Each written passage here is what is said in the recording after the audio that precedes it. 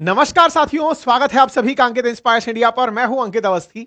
दुनिया में एक ऐसी घटना घटी है जिसे देखकर निश्चित ही आपको किसी पर तरस आएगा और किसी की चालाकी पर गुस्सा। चर्चा कर रहे हैं साथियों आज अमेरिका और सऊदी अरब के बीच घटित हुई एक ऐसी ही घटना की जिसमें वो F-35 जिसके बारे में कल ही हमने आपको जानकारी दी थी कि राफेल वर्सेस F-35 की लड़ाई में राफेल कैसे जीता था। कल अंकित इंस्पायर इंडिया पर हमने ये सेशन किया था। आपको अभी आई लिंक पर दिखाई भी दे जाएगा, आप चाहें तो उसे क्लिक करके देख सकते हैं। साथियों मैंने आपको बताया था कि अमेरिका दुनिया को अपना सड़ा गला F-35 बेचना चाहता है। वो फिफ्थ जनरेशन फाइटर जेट जिसकी वैल्यू दुनिया में कतई नहीं है, लोग उसे खरीदना नहीं चाहते, लेकिन अमेरिकी प्यार मोहब्बत में उसे खरीदने के नाम पर पैसे देने पड़ते हैं क्योंकि युद्ध तो केवल अमेरिका को ही करना है। बाकी लोग तो केवल बोझा ढो रहे हैं और ऐसे ही बोझे को ढोते समय अमेरिका F-35 बेचकर बिलियंस ऑफ डॉलर अपने मित्र राष्ट्रों से कमाता है। आज उसके चंगुल में फंसा है सऊदी अरेबिया। कल मैंने आपको बताया था कि राफेल के नाम को गिराने के लिए एक पूरी कॉन्स्पिरेसी रची गई थी, चाइना के द्वारा, अमेरिका के द्वारा, पाकिस्तान के द्वारा, कि राफेल का नाम दबता रहे ताकि दुनिया में राफेल जैसा फाइटर जेट किसी और देश को ना मिले, ताकि फाइटर जेट की कामयाबी के चलते दुनिया के और देशों को मुसीबतों का सामना करना पड़े। और कुल मिलाकर के बाजार की बात है, चाइना वाले अपना J-35 बेचना चाहते हैं, अमेरिका वाले अपना F-35 बेचना चाहते हैं। सबको बेचना फाइटर जेट है क्योंकि बिकता बिलियंस ऑफ डॉलर में है मामला जब एक बार में पैकेट पैक होकर जाता है। खैर, आज के सेशन में जिक्र इस बात का है कि व्यापारी ट्रंप ने फिर एक खेला कर दिया और खेला किया है इस बार सऊदी के क्राउन प्रिंस के साथ। भारत को पहले इन्होंने लपेटने का प्रयास किया था, लेकिन भारत में कहा जाए तो कुछ दिन सही थे हमारे, जो F-35 आकर कई दिनों तक खराब पड़ा रह गया, जिससे भारत के अंदर एक सेंटिमेंट बन गया कि साहब अब ये मत ले लेना, बहुत ही खराब चीज है ये। और F-35 का लगातार इन दिनों जितने भी टचडाउन में गिरकर क्रैश हो जाना है, उड़ते उड़ते पड़ जाना है, उससे हमारे यहां तो सेंटिमेंट खराब था। उस हमारे सेंटिमेंट से ही कहीं ना कहीं जेलेंस्की मोटिवेट हुए थे और फ्रांस के साथ जाकर के इमानुअल मैक्रोन के साथ मिलकर के राफेल डील कर लिए थे। भाई साहब, उस राफेल डील से तंग आए ट्रंप ने सऊदी अरेबिया को सबसे पहले ही, क्राउन प्रिंस आज पहुंचे और सबसे पहला पैकेट पैक करके F-35 दिया कि ये तो तुम्हें लेना ही होगा। मतलब हद ये थी कि पीछे पड़ गए ट्रंप और इनको F-35 चिपका दिए। हेडलाइन बनता है, US to sell F-35 to Saudi Arabia. मेरे प्यारे साथियों, आपको लग सकता है कि सर आपके लिए ये बातें केवल मजाक के रूप में बताने के लिए होती हैं। नहीं, खेला व्यापार का ही है और दुनिया में एक देश दूसरे देश से कैसे लूट सकता है उसकी तैयारियों का है। ट्रंप ने सऊदी में खूब पैसा देख लिया कि तेल से खूब पैसा कमाए हैं, युद्ध वुद्ध करते नहीं हैं, अमेरिका के साथ मित्रता निभाते चलते हैं। तो इन्हें कैसे इस तरह से मनाया जाए कि लो भाई फाइटर जेट खरीदो। इसीलिए कतर पर जानबूझकर गोला मरवाया था इसराइल से, ताकि डर जाएं सारे के सारे गल्फ कंट्री कि अमेरिका का सहयोगी रहकर के भी कोई मतलब नहीं है। अमेरिका चाहता था कि यह डर लोगों तक व्याप्त हो। सऊदी जैसे देश जिनकी किसी से कोई राइवलरी नहीं है, जिन्हें कोई युद्ध लड़ना नहीं है, ईरान से कुछ मामला बचा नहीं है, ईरान लगभग बर्बाद हो गया है, उसे भी इन्होंने F-35 बेच दिए। दुनिया के सबसे उन्नत समझे जाने वाले फाइटर जेट, और तो और वो फाइटर जेट जो इजराइल को दिए हुए हैं अमेरिका ने, वो फाइटर जेट इसने सऊदी को बेच दिया। हेडलाइन बनती है कि साहब F-35 हमने बेच दिया है। यहां पर हेडलाइन बनती है कि साहब MBS मोहम्मद बिन सलमान जो है वो आए हुए हैं अमेरिका और ट्रंप ने इनको अपना मेजर नॉन नाटो अलाई कह दिया है। यानी नॉर्थ अटलांटिक ट्रीटी ऑर्गेनाइजेशन में जो 32 देश हैं जिन्होंने एक कसम खा रखी है कि अगर हम में से किसी एक को छेड़ा तो 32 के 32 एक साथ जाकर भौंकेंगे। अब उसी की तरह 19 देशों का एक समूह और है जिसे मन्ना कहा जाता है, मेजर नॉन नाटो अलाई, उसमें इनका नाम भी शामिल कर दिया है। तो ट्रंप ने इन्हें F-35 बेचकर मन्ना कर दिया है, यानी कि इन्हें मेजर नॉन नाटो अलाई बना दिया है। इसी बीच में ट्रंप ने एक पत्रकार को झाड़ दिया खशोगी के मामले पर। एक पत्रकार जिसकी हत्या हुई थी मोहम्मद बिन सलमान के कहने पर, जब ये सवाल पूछा एक पत्रकार ने ट्रंप के सामने मोहम्मद बिन सलमान से, तो ट्रंप उसको धमका दिए और उसको चुप करा दिया गया। अब मैं आपको इसके पीछे की कहानी सुनाता हूं, पूरा डिटेलिंग देता हूं। देखिए साथियों, मोहम्मद बिन सलमान अमेरिका पहुंचे हैं 2018 के बाद, इनकी ये पहली यात्रा है। 2018 से 2025 के एंड में आप आ चुके हैं, लगभग 8 साल का सफर हो चुका है। 18, 19, 20, 21, 22, 23, 24, 25, 8वें साल में आप हैं। मतलब करंटली 7 साल तो बीच में निकल गए। ट्रंप के शासन में आए थे पिछली बार, उसके बाद बाइडेन का शासनकाल आ गया और फिर अब ट्रंप का 1 साल खत्म होने को आ गया, तब जाकर सलमान यहां पहुंचे हैं। ऐसा क्या हुआ था, पहले क्यों नहीं जा रहे थे? सलमान नाराज थे क्या? बिल्कुल, कहानी क्या है वो समझिए। असल में 2 अक्टूबर 2018 को इनका एक पत्रकार था अमेरिका का, जिसका नाम जमाल खशोगी था। वो पत्रकार तुर्की के इस्तांबुल में जो वाणिज्यिक दूतावास था सऊदी अरब का, वहां पर मार दिया गया। किसने मारा? तो पता चला कि सऊदी अरब के कुछ एजेंट आए थे, उन्होंने कॉन्सुलेट के अंदर घुसकर खशोगी को मार दिया। खशोगी कौन था? मूलतः वो सऊदी अरब का ही आदमी था, लेकिन अमेरिका में वाशिंगटन पोस्ट नामक अखबार के लिए काम करता था। खशोगी करता क्या था? वो मोहम्मद बिन सलमान के खिलाफ अखबार में लिखता था, मोहम्मद बिन सलमान के परिवार के राज खोलता था, बताता था कि सऊदी के अंदर राजशाही चल रही है, कोई लोकतंत्र तो है नहीं, सब लोग ऐसे ही लूट रहे हैं देश को। इस बात से चिड़े हुए मोहम्मद बिन सलमान ने जैसे ही शादी के काम के लिए खशोगी आए थे इस्तांबुल, इनके कॉन्सुलेट में उन्हें मरवा दिया। जब मरवाया उसके बाद से लेकर अब ये 8 साल बाद अमेरिका पहुंचे हैं। इस बीच में बहुत ड्रामे हुए। फिलहाल के लिए आप इस तस्वीर को देखें। ट्रंप ने बेहद भव्य तरीके से इनका स्वागत किया। मतलब यह कहा जाए कि ट्रंप ने शायद पुतिन के बाद दूसरा किसी का अगर स्वागत किया है तो वो मोहम्मद बिन सलमान है। और दूसरा, अगर व्हाइट हाउस ऑफिस में किसी का सबसे पहला स्वागत किया है तो इस साल का सबसे बड़ा स्वागत प्रिंस सलमान को ही मिला है। आप इससे अंदाजा लगाइए, आपने हमेशा ट्रंप को बस गेट पर रिसीव करते आते देखा है या फिर नहीं भी आते देखा है, लेकिन यहां पर ट्रंप ना केवल सलमान के साथ खड़े हुए बल्कि झरोकों में भी पुपाड़ी बजाने वालों को खड़ा किया गया। वो बजा रहे थे, गजा रहे थे। और इस बीच में ऊपर से F-35 उड़ाया गया। F-35 को बिल्कुल इस तरह से सम्मान में ऊपर से निकाला गया। आप यहां पर तस्वीरों में देख सकते हैं, ये F-35 उड़ते हुए निकले और बिन सलमान को इतनी इज्जत नवाजी गई। ये सारी ताकत आफ्टर ऑल पैसे की है मेरे प्यारे दोस्तों। यहां पर ये जो F-35 जिसके सलमान में उड़ रहे हैं, उनका नाम मोहम्मद बिन सलमान है। ये इस बार बाजार के अंदर माल खरीदने उतरे हैं, इसीलिए तो रेड कारपेट पर इनका इंतजार हो रहा है। ट्रंप इन्हें रिसीव करने खुद पहुंचे हैं और इन्हें रिसीव करते समय इनके सामने इस प्रकार से F-35 को उड़ाया गया है कि यही है जो आपको पैकेट में पैक करके हम देने वाले हैं। सलमान गदगदा गए और भाई साहब $1 ट्रिलियन का मामला सेट कर दिए कि सर $1 ट्रिलियन अमेरिका में निवेश करने हम आ रहे हैं। तभी तो हमने कहा था कि ट्रंप ने इनको ठग लिया है। कुल मिलाकर सलमान को इस बात की कि तुम्हें 2018 से अमेरिका टीज कर रहा है। अभी अमेरिका टीज करने की कहानी क्या, थोड़ा सा वो जान लीजिए। इसके बारे में हमने हालांकि आगे भी कवर किया है चीजों को, लेकिन फिलहाल ही बता देते हैं। देखिए क्या था ना, जब ट्रंप को यह पता चला था, आगे मैं बताऊंगा, कि सलमान ने ही मरवाया है, तब से इनके साथ में मांडोली की जा रही थी कि देख लो भाई, तुम्हारे साथ में बहुत सारी दिक्कतें मैं खड़ी कर सकता हूं, तुम्हें दिक्कतें रोकने के नाम पर पैसा देना होगा। ये करप्ट करने का काम जो किया ट्रंप ने, यानी बिकने का जो काम किया, आज उसी का नतीजा है कि इन्होंने इतना भव्य स्वागत यहां पर किया। कुल मिलाकर के मोहम्मद बिन सलमान ने ट्रंप से अपना स्वागत पैसे के दम पर करवाया है। ये जो तस्वीरें आप देख रहे हैं इन लोगों के बैठे हुए की, उन तस्वीरों की भी व्याख्या अब आप समझ सकते हैं। ये वो सीन था जिस समय ट्रंप के सामने एक एबीसी न्यूज की पत्रकार थी जिसके द्वारा सवाल पूछा गया। सवाल सिंपल था, पत्रकार का नाम मैरी ब्रूस था। मैरी ब्रूस ने सवाल सिंपल किया कि सर एक बात बताइए कि आपके काल में जमाल खशोगी मारा गया था, जमाल खशोगी जिसके लिए अभी भी प्रोटेस्ट होते हैं। ट्रंप बैठे थे सऊदी बिन सलमान के साथ में, प्रिंस सलमान के साथ में। सामने खड़े पत्रकारों में से महिला पत्रकार जो एबीसी न्यूज की थी, उन्होंने सवाल पूछ लिया कि सर अमेरिका की ही रिपोर्ट में पता चला था कि वाशिंगटन पोस्ट के पत्रकार खशोगी को मोहम्मद बिन सलमान ने ही मारा था या उसके इशारों पर मरवाया गया था। दूसरा, आपका परिवार सऊदी अरब में व्यापार करता है, क्या आपको नहीं लगता कि अमेरिका की खुफिया एजेंसी खुद कह रही हैं कि यह सब काम मोहम्मद बिन सलमान का किया हुआ था और आपका परिवार उनके साथ व्यापार कर रहा है और आप इन्हें यहां बिठाए बैठे हैं? इस पर ये चिढ़ गए। बोले पूछा तुम कहां से हो? तो उसने कहा साहब मैं तो उससे हूं, एबीसी न्यूज से हूं। बोले वो फर्जी खबर देता है। मतलब इन्होंने मुंह पर ही पत्रकारों को धमका दिया। इन मैडम को जो कि पूछ रही है सवाल, इनसे कह दिया कि वो तो फर्जी खबर देता है, तुम्हारा अखबार फर्जी है। एबीसी न्यूज को फर्जी खबर करार देकर के इन्होंने निकाल दिया। लेकिन अब आपको इस मामले की तह तक तो जाना पड़ेगा, क्योंकि जिस सवाल पर ट्रंप भड़के थे वो हकीकत थी। जमाल खशोगी की पत्नी अभी भी यही डिमांड करती हैं कि अमेरिका कभी तो अपनों के लिए बात करेगा। वाशिंगटन पोस्ट में लिखने वाले, खबर लिखने वाले जमाल खशोगी की मौत पर अमेरिका कुछ तो बोलेगा। अब थोड़ा खशोगी की कहानी आ ही गई है तो थोड़ा सा और ब्रीफ में समझ लेते हैं। ये है जमाल खशोगी। मूलतः रहने वाले सऊदी अरब के ही थे, लेकिन अमेरिकी नागरिक बन गए थे। अमेरिका में रहते थे और अमेरिका में वाशिंगटन पोस्ट के लिए लिखा करते थे।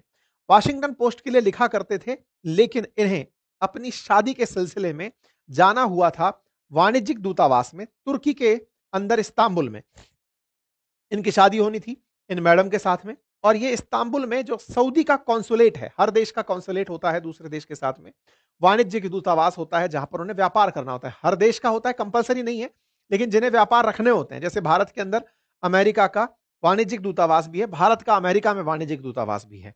मतलब ये एम्बेसी के अलावा कुछ और ऑफिसेज होते हैं जहां पर व्यापार संबंधी भी बातें की जा सकती हैं। यहाँ पर खशोगी एक ऐसे ही इस्तांबुल के अंदर वाणिज्यिक दूतावास में घुसते हुए दिखाई देते हैं जो सऊदी अरब का बना हुआ है। ये घुसते दिखाई तो देते हैं लेकिन कभी वापस आते हुए दिखाई नहीं देते। एक वीडियो वायरल होता है जिसमें ये जाते हैं और इनके पीछे से कुछ और लोग एंट्री करते हैं। बस ये आखिरी वीडियो उनका रिकॉर्ड होता है 2 अक्टूबर 2018 को। जानकारी मिलती है कि ये कहानी यहीं पर समाप्त हो गई थी। सलमान ने आदेश दिया था कि इन्हें वहीं मार दो। मोहम्मद बिन सलमान के ऊपर लगा आरोप, देखिए जो कॉन्सुलेट होता है ना, वो उस देश की विरासत मतलब प्रॉपर्टी होती है। जैसे अमेरिका का कॉन्सुलेट अगर भारत में है तो वो अमेरिका की ही प्रॉपर्टी है, मतलब अमेरिकी ही कानून उसमें लागू होते हैं, भारत के कानून उसमें लागू नहीं होते। लेकिन तुर्की ने बकायदा बार बार वो वीडियो जारी करके बताया कि देखो खशोगी अंदर गया था, बाहर नहीं आया, ये सऊदी के अंदर ही मारा गया, यानी सऊदी ने ही मरवाया है। तो ये जानकारी बाहर निकल कर आने लगी। जब बाहर जानकारी निकलकर आई तो ट्रंप उस समय राष्ट्रपति हुआ करते थे अमेरिका के। ट्रंप ने कहा अगर खशोगी को सऊदी ने मरवाया है तो मैं उनके ऊपर प्रतिबंध लगाऊंगा।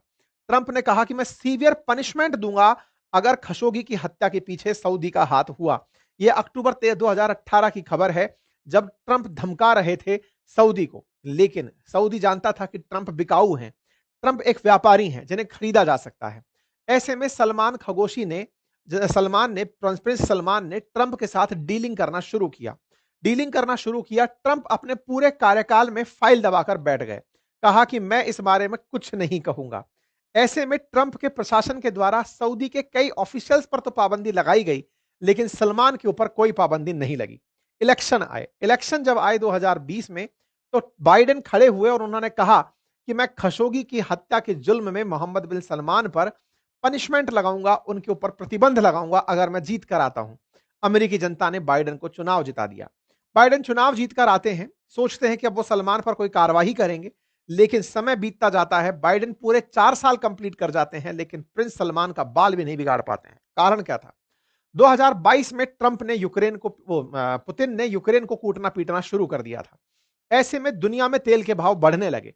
अमेरिका को मजबूरन सऊदी के साथ समझौता करना पड़ा कि तुम तेल का उत्पादन बढ़ाओ ताकि दुनिया में तेल की कीमतें घटी रहें, ताकि लोग अमेरिका को क्रिटिसाइज ना करें।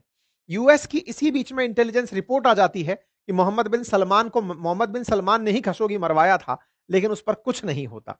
हर तरह की खबरें थी, सब फाइलें दबा दी गई, सारी न्यूज, सारी मीडिया ब्रीफिंग्स, यूएस ने सब कुछ किया, लेकिन सलमान का कुछ नहीं बिगाड़ पाए। ऐसे में बाइडेन को मजबूरन में सऊदी अरब आना पड़ा। जो बाइडेन चुनाव में यह कहकर उतरे थे कि मैं जीत गया तो मैं इनके ऊपर प्रतिबंध लगाऊंगा, वो मजबूरन इनसे मिलने आए, लेकिन मिलते समय इन्होंने इस तरह से मुट्ठी मिलाकर के हाथ मिलाया, हैंड शेक नहीं किया। कहा जाता है कि इधर से सलमान नाराज थे, इधर से इनकी अपनी मतलब कुछ थी डिप्लोमेसी। तो ये दृश्य काफी इंपॉर्टेंट बना जब बाइडेन मुट्ठी लेकर के ही आगे बढ़े थे कि हाँ भाई मजबूरी में हमें आना पड़ रहा है। लेकिन बाइडेन का यहां पर बढ़िया स्वागत सत्कार हुआ था सऊदी के अंदर। ट्रंप ये जानते थे कि सऊदी के साथ में व्यापार ही एकमात्र ऑप्शन है, इनके साथ दुश्मनी ऑप्शन नहीं है, क्योंकि दुनिया में सबसे बड़े तेल उत्पादक देशों में और सुन्नी मुसलमानों के सबसे बड़े लीडर्स में सऊदी का नाम आता है। इस बात को समझते हुए ही इन्हें इस हत्या के जुल्म से बरी कर दिया गया। ट्रंप प्रशासन ने इनके साथ जो प्यार निभाया, असल में वो प्यार मजबूरी में पनपा था। रशिया और यूक्रेन के युद्ध में सऊदी का तेल चाहिए था, इसीलिए बाइडेन ने इनके ऊपर कोई प्रतिबंध नहीं लगाया। ट्रंप व्यापारी आदमी ठहरे तो यहां पर यह तय था कि ट्रंप जैसे पिछले कार्यकाल में सलमान पर कुछ नहीं करके गए, अगले कार्यकाल में भी कुछ नहीं करेंगे। अब आप विचार करिए, ट्रंप ने एक पत्रकार की जान की क्या कीमत वसूली होगी, आप जानकर आश्चर्य करेंगे। 18 के बाद 2025 में जाकर सलमान अमेरिका पहुंचे हैं। सोचो, $600 बिलियन का इन्वेस्टमेंट करने वाला सऊदी अमेरिका में $1 ट्रिलियन के इन्वेस्टमेंट के लिए तैयार हो गया। एक पत्रकार की जान की कीमत $1 ट्रिलियन तक पहुंच गई। आप न्यूज देख रहे हैं आज की, जिसमें सऊदी ने कहा है कि वो अमेरिका में $1 ट्रिलियन इन्वेस्ट करेगा, जिससे अमेरिकियों को रोजगार मिलेगा। हेडलाइन बनती है, कहा जाता है Saudi crown Prince announce countries investment in United states कुछ रीच $1 ट्रिलियन। इंडिया की जीडीपी $4 ट्रिलियन है, हमारी 1/4 ट्रिलियन मतलब इकोनॉमी, तो ये वहां जाकर इन्वेस्टमेंट करके आ जाएंगे। इतना पैसा ये अमेरिका को दे रहे हैं, अमेरिका इनका वेलकम क्यों ना करे। ट्रंप जब गए थे सऊदी तब $600 बिलियन की ही बात हुई थी, लेकिन अब $1 ट्रिलियन तक ये बात पहुंची, तो इस पर खुश होकर ट्रंप ने इन्हें मन्ना का दर्जा दे दिया, मेजर नॉन नाटो अलाई का दर्जा दे दिया कि यार तुम हमारे मित्र हो गुरु, तुम नाटो कंट्री के अलावा वो देश निकल कर आए जिसके साथ हम डिफेंस कॉपरेशन कर सकते हैं, जिसे हम नाटो की तरह ट्रीटमेंट दे सकते हैं, तुम्हें अपना मित्र मान सकते हैं, तुम्हारे साथ डिफेंस इक्विपमेंट साझा कर सकते हैं। ये कुछ और नहीं, केवल चाशनी चढ़ाने जैसी चीज थी। अमेरिका ने ऐसे 19 देशों को और मन्ना कर रखा है, लेकिन मतलब क्या था कि यहां पर सऊदी को कुछ तो कहना था। नाटो मेंबर्स तो 32 देश हैं, जिनमें से किसी एक पर भी हुआ हमला सब पर हमला माना जाएगा, उसमें इन्हें शामिल नहीं किया गया और इन्हें मेजर नॉन नाटो अलाई कर दिया गया। इसके तहत इन्हें कुछ फैसिलिटीज मिलेंगी। हो सकता है कि आने वाले समय में यूएस अपने जो वॉर के स्टॉक पाइल्स हैं वो सऊदी में रखना लगे। आसान भाषा में अमेरिका को एक और देश ऐसा मिल गया जिस पर जाकर के वो अपना बेस बना सकता है। दुनिया में कुल 19 देशों में Argentina, Australia, Bahrain, Brazil, Colombia, Egypt, Israel, Japan, Jordan, Kenya, Kuwait, Morocco, New Zealand, Pakistan, Philippines, Qatar, South Korea, Thailand, Tunisia already शामिल है। इसका मतलब इस देश में शामिल, इन लिस्ट में शामिल होना कोई बड़ी उपलब्धि नहीं है। इनमें से पाकिस्तान भले ही आपको सरप्राइज कर रहा हो, लेकिन यहां पर ट्यूनीशिया जैसा देश शामिल है, थाईलैंड शामिल है, साउथ कोरिया, कतर, फिलीपींस शामिल है। तो ये कोई बहुत बड़ा इंपैक्ट क्रिएट नहीं करता। केन्या शामिल है, लेकिन हां, अमेरिका ने इन्हें मना देश के अंदर शामिल कर दिया। इससे खुश होकर के इन्हें यह लगने लगा कि अब इजराइल इन पर गोला नहीं फेंकेगा। रात को ट्रंप ने डिनर पर इनके स्वागत में बहुत सी बातें कही और कहा कि मैं इन्हें अपना एक बड़ा एलाई मानता हूं और इनके साथ दोस्ती आगे चल के बड़े काम की होगी। व्हाइट हाउस ने खूब सारी बढ़िया बढ़िया इनकी तारीफें लिख दी और कहा कि इन्हें हम F-35 फाइटर जेट बेच रहे हैं। F-35 फाइटर जेट जो इन्होंने अपने नाटो अलाई और मन्ना अलाइज को बेचे हुए हैं। बकायदा रात को इनके लिए डिनर होस्ट किया जाता है। डिनर की तस्वीरें बाहर आती हैं। यहां पर बकायदा लेडी, जो फर्स्ट लेडी हैं, वो भी अपनी तरफ से इस बात को मेंशन करती हैं कि साहब डिनर दे दिया है हमने, बढ़िया। ट्रंप बढ़िया सारी तारीफों में सऊदी अरब के लगे रहते हैं और खूब सारी तारीफें कसते हैं। इसी डिनर के अंदर दो मेहमान दिखाई देते हैं, एक है क्रिस्टियानो रोनाल्डो और दूसरे दिखाई देते हैं एलॉन मस्क। दोनों की जबरदस्त चर्चा होती है। ट्रंप के डिनर में एलॉन मस्क क्या कर रहे हैं? एलॉन मस्क से तो इनकी लड़ाई चल रही है ट्रंप की। इनका दिखना कैसे कंसीडर किया जाए? इस डिनर में एलॉन मस्क का दिखना सवालों को पूछना शुरू करता है कि ट्रंप और इनके बीच में क्या फिर से सब सही हो गया है? क्या सऊदी क्राउन प्रिंस ने इन दोनों के बीच सब कुछ सही करा दिया है? आंसर है जी नहीं। असल में आपको यदि याद हो तो ये 13 मई की कटिंग है, जिस समय ट्रंप जब सऊदी की यात्रा पर गए थे तो एलॉन मस्क को सऊदी लेकर गए थे। तो जब लेकर गए थे तो इस मीटिंग में भी मिलाना जरूरी था, क्योंकि इस मीटिंग में वही डील अब फाइनल होने जा रही थी जब गए थे तब जो करके आए थे। ऐसे में यहां पर सऊदी के डिनर में जब ये मीटिंग रखी जाती है तो ट्रंप आते ही एलॉन मस्क को टच करते हुए आगे बढ़ते हैं, एक केमिस्ट्री शो करते हैं कि एलॉन मस्क और ट्रंप साथ में हैं। अमेरिका में इस बात को बड़े पॉजिटिवली लिया जाता है। सऊदी और अमेरिका के बीच में बड़ी डील होती है। इस बात को लेकर के प्रिंस बढ़िया बढ़िया तारीफें लिखते हैं। अब इस बीच में बात निकल कर आती है इजराइल की। इजराइल कहता है सर, वो आपने कहा था कि F-35 तो उसी को दोगे जो अब्राहम अकॉर्ड मानेगा, आपने हमारी वाली इज्जत उनको कैसे दे दी? तो ट्रंप ने इनसे पूछ लिया कि सुनो यार, इजराइल को मान्यता दोगे कि नहीं दोगे? तो ये कहते हैं सर, बिल्कुल हम चाहते हैं कि इजराइल और फिलिस्तीन को एग्जिस्ट करें। आप सोचिएगा, जो देश कभी फिलिस्तीन के समर्थन में हुआ करते थे, ट्रंप ने पैसे भी लिए और उनसे यह भी कहलवा लिया कि इजराइल भी एग्जिस्ट करेगा और फिलिस्तीन भी एग्जिस्ट करेगा। को एग्जिस्टेंस को अनुमति दे दी, टू स्टेट थ्योरी को अनुमति दिलवा दी, इजराइल को मान्यता दिला करके अब्राहम अकॉर्ड को मान्यता दिलवा दी। अब तक पब्लिकली इसका अनाउंसमेंट नहीं हुआ है, लेकिन सऊदी क्राउन प्रिंस का आपको यह बयान सुनना चाहिए। We want to be part of the Abraham accord, but we want to be sure that we secure a clear path of two state solution and today we have discussion with mister president Trump. कुल मिलाकर के ये कह चुके हैं कि हम Abraham accord में आना चाहते हैं और हम अब्राहम अकॉर्ड के लिए ट्रंप से पहले सिक्योर होना चाहते हैं कि हां, टू स्टेट सॉल्यूशन होगा, इजराइल और फिलिस्तीन एग्जिस्ट करेंगे। अर्थात सीधा सा मामला है कि ट्रंप ने इजराइल को भी एक मान्यता दिलवा ही ली है। अब एक इंटरेस्टिंग फैक्ट सुनिएगा।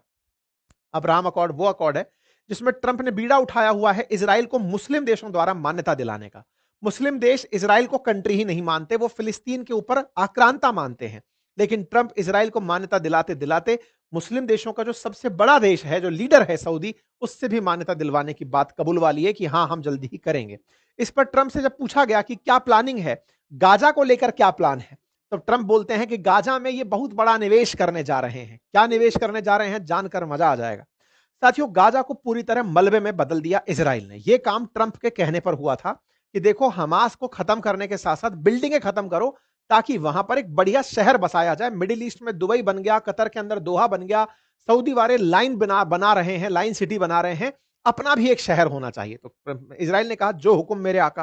ट्रंप के कहते ही पूरा की पूरा साफ कर दिया गया गाजा और जो साफ हुआ गाजा था ना, उस पर अब इजराइल की मदद से ट्रंप अपना एक पूरा शहर बसा रहे हैं। लेकिन ये सब जानते थे कि ट्रंप शहर बसाएंगे तो विरोधी बहुत खड़े हो जाएंगे, इसलिए ट्रंप ने शर्म अल शेख में सब सारे के सारे मुस्लिम राष्ट्रों को इकट्ठा करके उन्हीं से कहलवाया कि जहां पना आप ही शहर बसाओ।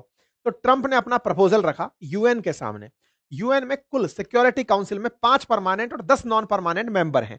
5 परमानेंट में से चाइना और रशिया ने वोट नहीं दिया। 10 नॉन परमानेंट और 3 परमानेंट मेंबर ने साइन कर दिया इस बात पर कि हां ठीक है, ट्रंप जो कह रहे थे गाजा बसाने का प्लान वो सही है। और ऐसा करते हुए कल ही के दिन यूएन की सिक्योरिटी काउंसिल के द्वारा गाजा को डेवलप करने के प्लान को अनुमति दे दी गई। यूएन सिक्योरिटी काउंसिल के द्वारा बोर्ड ऑफ पीस, जिसके प्रेसिडेंट होंगे प्रेसिडेंट ट्रंप, उसको परमिशन दे दी गई। अब सवाल आता है कि इलॉन मस्क यहां कर क्या रहे थे। अब सुनिएगा ध्यान से। असल में जो बोर्ड ऑफ पीस बनी है, वो बोर्ड ऑफ पीस आगे चल करके इस पूरे पूरे गाजा को साफ करके नए शहर में बदलेगी। और वो नया शहर सपनों का सा शहर होगा, जहां से गाजा में रह रहे फिलिस्तीनियों को हटा दिया जाएगा, हमास को गायब कर दिया जाएगा और हमास को मुस्लिम देशों की फौज से ही मरवाया जाएगा, जिसमें वो पाकिस्तानी भी शामिल होंगे जो आए दिन सड़कों पर फिलिस्तीन के लिए उतर आते हैं। अब उन्हीं से हमास का खात्मा करवाया जाएगा।